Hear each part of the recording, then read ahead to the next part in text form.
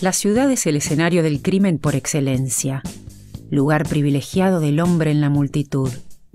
No me refiero a los crímenes reales, sino a los que están en los libros, esos libros que matan por la verdad que promueven sus asesinos de ficción.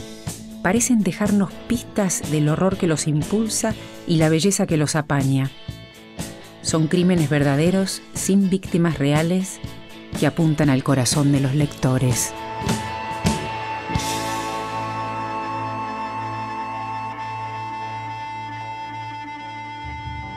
El asesino de hoy es una leyenda y una mujer. En el siglo XVII, Ersoret Báthory asesinó a casi 650 muchachas vírgenes en su elevado castillo de Sechte. Mezcla de Drácula con mujer moderna, quería la juventud para siempre. En el siglo XX, una escritora surrealista, también actriz, que llegó a ser soldado, Valentin Penrose, se tentó con esta historia y escribió una suerte de novela, ensayo histórico, La Condesa Sangrienta. En la Argentina, Alejandra Pizarnik recibe ese libro como una bomba y escribe su propio ensayo poético, La Condesa Sangrienta, un libro que mata de roja belleza.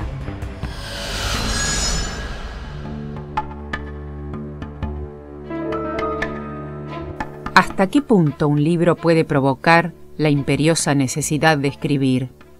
Es como si Alejandra Pizarnik hubiera sido tomada por esta ficción legendaria de Valentin Penrose sobre la condesa Erzsébet Báthory y sus muchachas desangradas. ¿Pero qué es lo aterradoramente bello de esta historia? ¿Los hechos pueden serlo?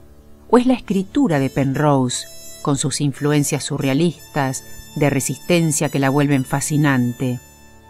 Penrose nació el primer día del año, en 1898. Fue bella, rara, parecía llevar la melancolía de su propio personaje. Publicó poemas, hizo varias muestras de sus collages, actuó en la película de Buñuel La Edad de Oro, fue soldado en la Segunda Guerra. Recién a principios de los años 60 publicó La Condesa Sangrienta, reavivando así toda la tradición gótica y su origen sanguinario.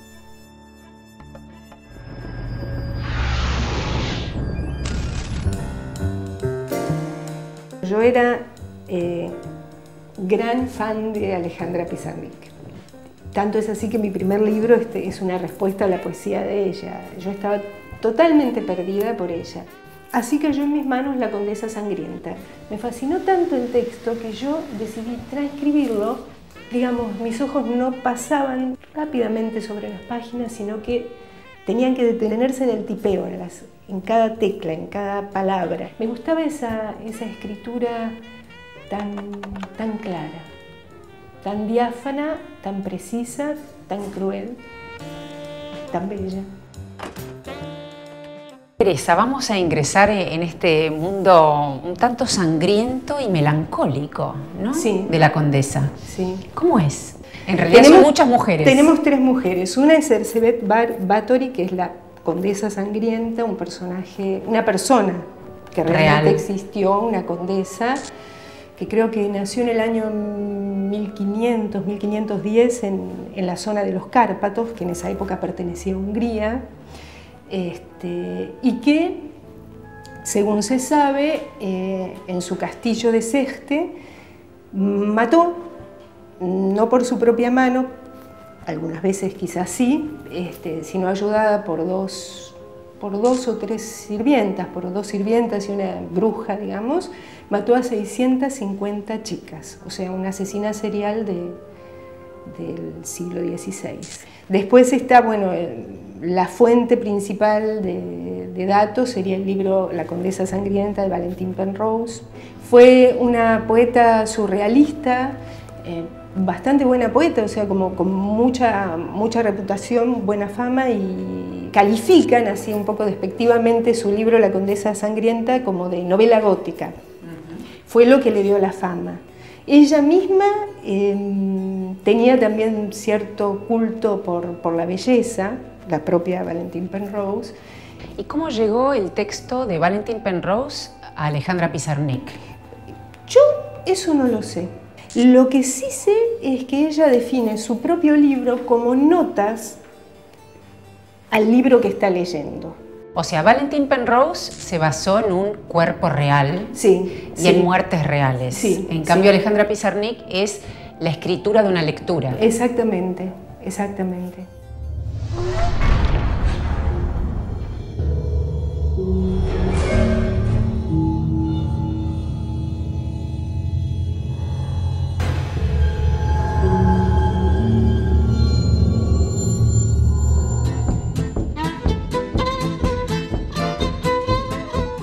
Cuando Alejandra Pizarnik me mostró este texto, yo quedé totalmente hechizado, donde justamente el libro termina con una duda de Alejandra, donde dice: esto demuestra que la libertad absoluta puede causar terror. Es del placer, por supuesto.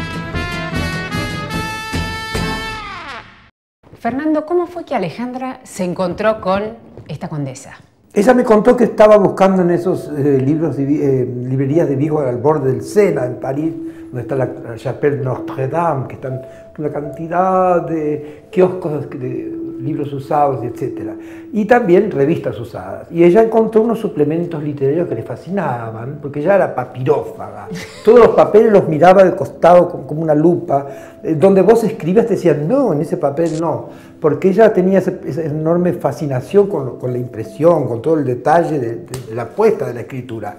Y al ver ese suplemento se fascinó y dice que lo abrió y allí encontró un rostro que la hipnotizó de inmediato. ¿Quién era?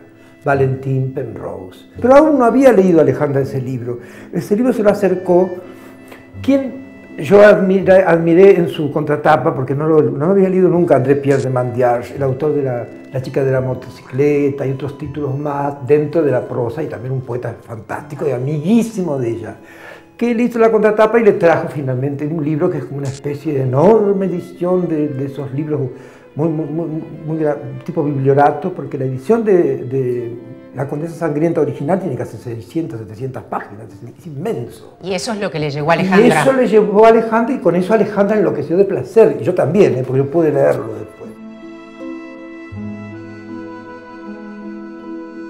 ¿Cómo se enlazó Alejandra Pizarnik con estas mujeres, Penrose y la propia Bathory?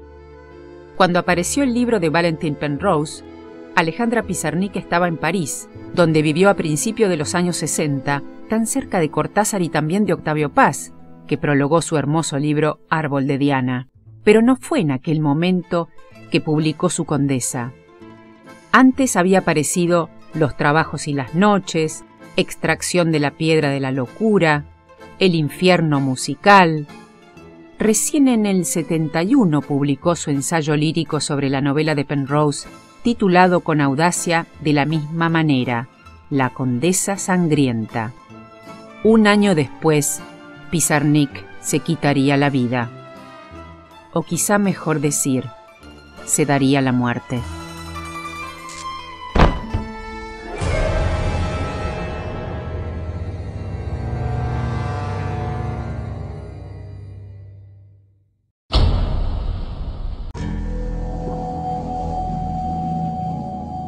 ¿Qué te parece que le fascinó a Alejandra del personaje de Bathory? Ella casi en algún momento la trata como un caso clínico de melancolía, ¿no? Creo que ese era un tema caro a Alejandra. Yo no sé si ella estaba o no aquejada de melancolía ella misma, pero me parece que era un tema, uno de sus temas fundamentales, y creo que eso la fascinó. La melancolía y el espejo. Sí, y el espejo. Bueno, Bathory tiene un espejo en el que se mira todo el tiempo, ¿no? Y es uno de sus lugares.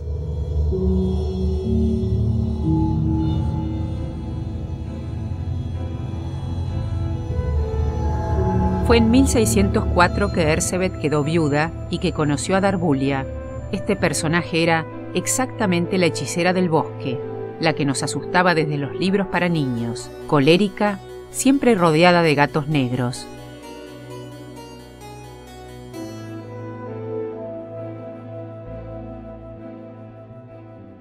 Y ella decide, después de leer ese libro, hacer como una especie de palincesto, es decir, una reescritura, como estuvieron los palincestos de los escritos del Mar Muerto. Ella estaba en eso con una enorme, digamos, puissance, o sea, presencia, porque ella leía mucho a Cristina Campo, que yo también leía, y Cristina Campo estaba, de algún modo, proponiendo el género denominado ficción documental, que Alejandra quería llevarlo a cabo y probaba en este libro. Entonces con este libro ella va a hacer una reescritura y agregar ciertos epígrafes que iban a dar una pauta de todo lo que ella sentía. Y es evidente que en los epígrafes de La Condesa Sangrienta, en la versión de Torres Agüero, que salió en 1971, sentís como un guiño de todo lo que Alejandra ve desde su propio ser, que no es solamente su única persona, su persona plural, digamos, ¿no? Desde la llegada de Darbulia, la condesa, para preservar su lozanía, tomaba baños de sangre humana. Durante sus crisis eróticas, escapaban de los labios de la condesa palabras procaces destinadas a las supliciadas. Imprecaciones soeces y gritos de loba eran sus formas expresivas mientras recorría enardecida el tenebroso recinto. Pero nada era más espantoso que su risa, la hermosa alucinada riendo desde su maldito éxtasis provocado por el sufrimiento ajeno. Tomemos uno al azar. Por ejemplo, el primer epígrafe de La Condesa Sangrienta. El criminal no hace la belleza. Él mismo es la auténtica belleza. Jean-Paul Sartre. Y bueno, imagínate el endose que hay ahí. Entonces, ¿de qué belleza se trata? Y la belleza que el propio Arthur Rimbaud sentó sobre sus piernas. La belleza de la poesía, la belleza de la epifanía, la belleza de la aparición de la belleza de la belleza. Es una belleza elevada a la enésima potencia, no es una belleza incluso encarnada ni solamente previsible, incluso porque esta belleza es tan sombría y tan aterradora que decís, ¿cómo puede haber belleza en semejantes devenires, no? Y sin embargo, todo lo que pasa con sus mucamas y su cofradía, no se sabe si es quién, o cuál, o dónde, pero sí se sabe que la condesa se alimenta de casi 650 doncellas, de la sangre de casi 650 doncellas.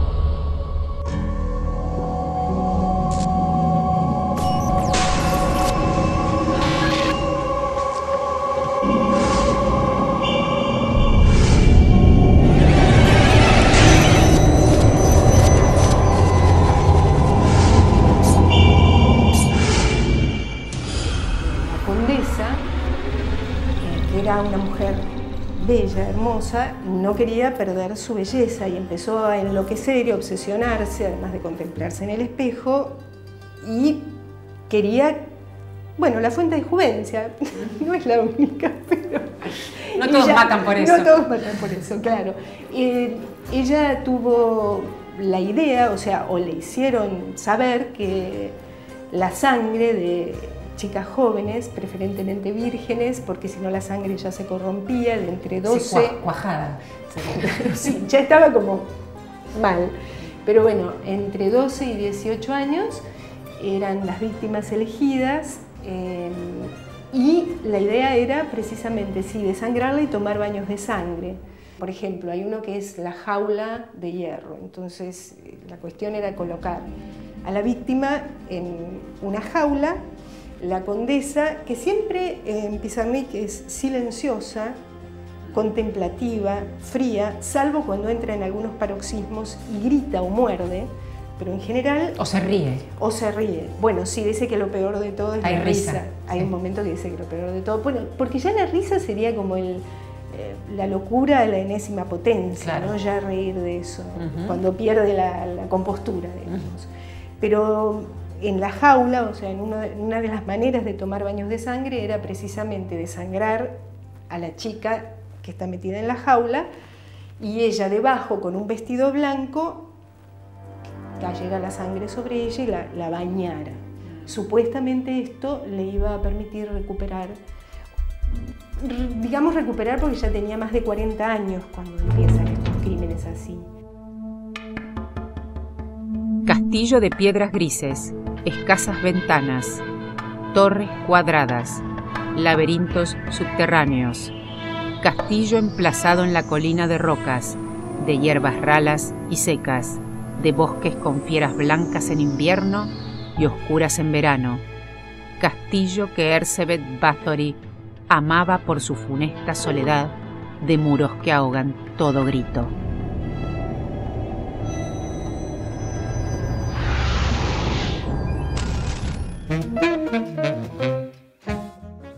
Yo cuando estaba haciendo Dunwich para Libros del Zorro Rojo, fue que me llamaron para hacer La Condesa Sangrienta de Pizarnik. Esto fue por el año 2008. Me interesó el personaje, pero bueno, estaban estas cuestiones de cómo encarar el tema de la tortura y el desafío estaba ahí. Cómo construir en imagen algo que metafóricamente siga estando dentro del campo de lo bello, hablando de la tortura y de lo que es lo horrible, ¿no? Bueno, Santiago, contanos cómo encontraste estas imágenes para ilustrar una escritura tan potente y tan atroz.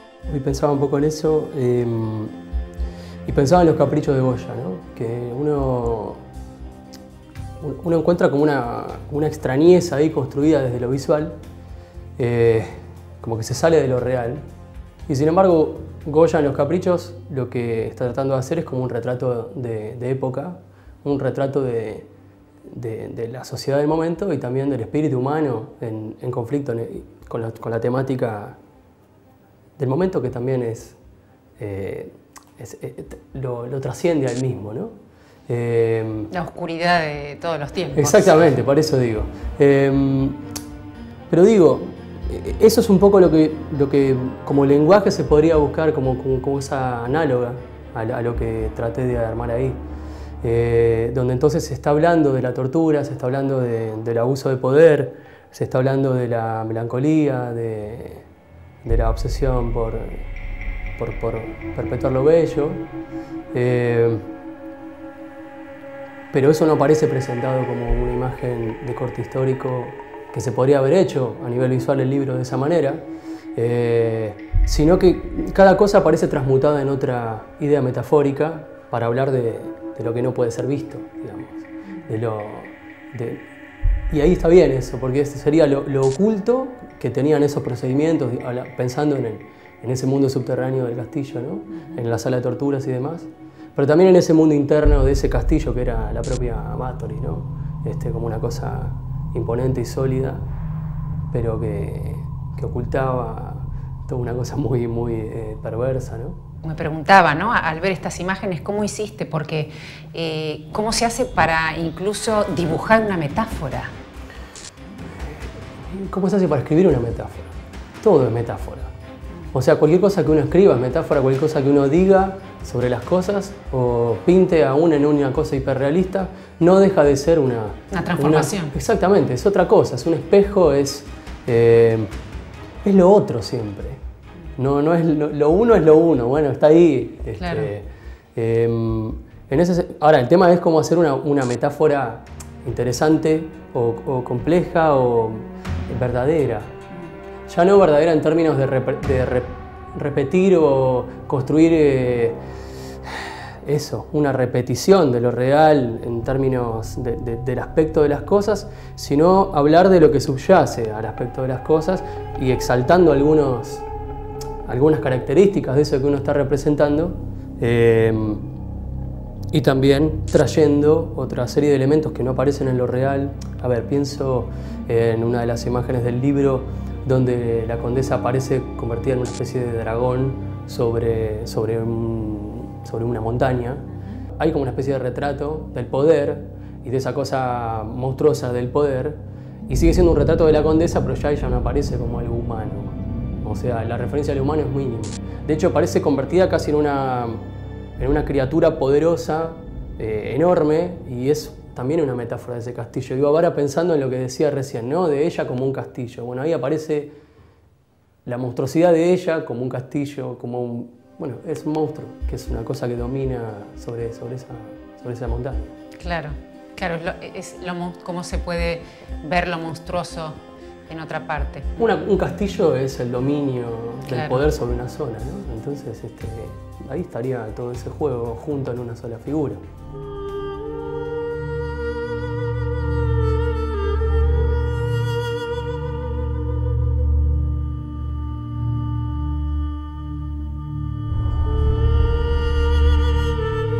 Cuando fue descubierto todo lo que había ocurrido en estos tiempos que narran entre Alejandra y Valentín Penrose, cuando fue ya dispuesto el juicio a su persona, nadie pudo condenarla, porque ella tenía un rango tan elevado dentro de su patria, que ella era la propia patria. Es decir, otra metáfora más, ¿no?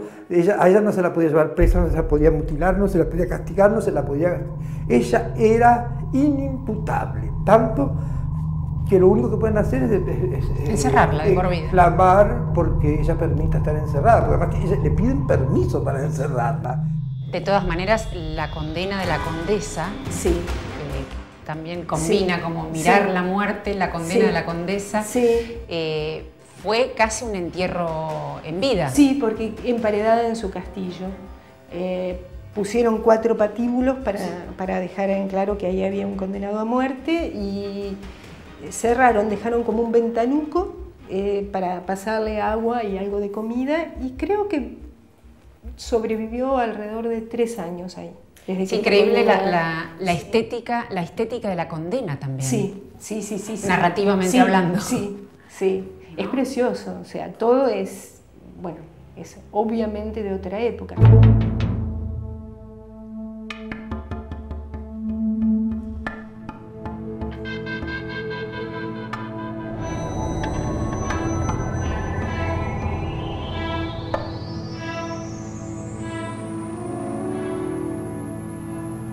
¿Vos sentías que retratabas un infierno?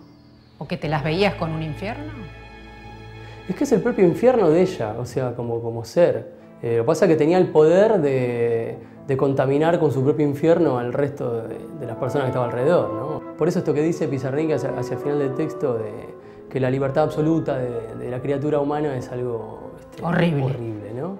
Esa frase que vos citás, ¿no? Que es la frase final del texto de Pizarnik, que es tan importante porque es una frase casi moral, ¿no? Sí, pero es cierto que si no hubiera ciertas limitaciones de la vida social, de la vida en sociedad, el hombre sería malo porque puede serlo. O sea, yo creo más en eso. Después de esas descripciones donde te hace entrar, por supuesto que no te hace simpatizar con la condesa, pero de algún modo te hace entrar Gozar. en su mundo, sí, y comprender cómo se desarrollaban las cosas en ese mundo tan lejano, siglo XVI. Lo que pasa es que lo que uno goza en realidad es esta especie de texto tan vivo Sí. de Alejandra, Sí, ¿no? Que sí. parece, justamente parece en carne viva, Sí, ¿no? sí, El texto. Sí, es un texto maravilloso y bastante distinto de todo lo de ella, si bien está ella ahí, ¿no? Siempre está. Y que la libertad absoluta sea horrible. Horrible, sí. Hace que la libertad absoluta sea horrible, pero el texto que la puede ir a buscar sea tan bello. Hermosísimo, hermosísimo. En cambio, Penrose piensa que la condesa, o sea, que cuando llegó al mundo no era acabadamente humana, que tenía mucho de árbol, dice, y de lobo. Qué bello. No, Penrose es una genia total, total. ¿Elizabeth Bathory fue una asesina serial del siglo XVI o un caso clínico de melancolía? El libro de Penrose, ¿es la primera novela neogótica del siglo XX o una ficción erótica documental? Sin duda, este gran viaje de historia y poesía culmina en La condesa sangrienta de Alejandra Pizarnik. ¿Será un pacto fáustico entre 3 mujeres para perpetuar la belleza del cuerpo en la escritura?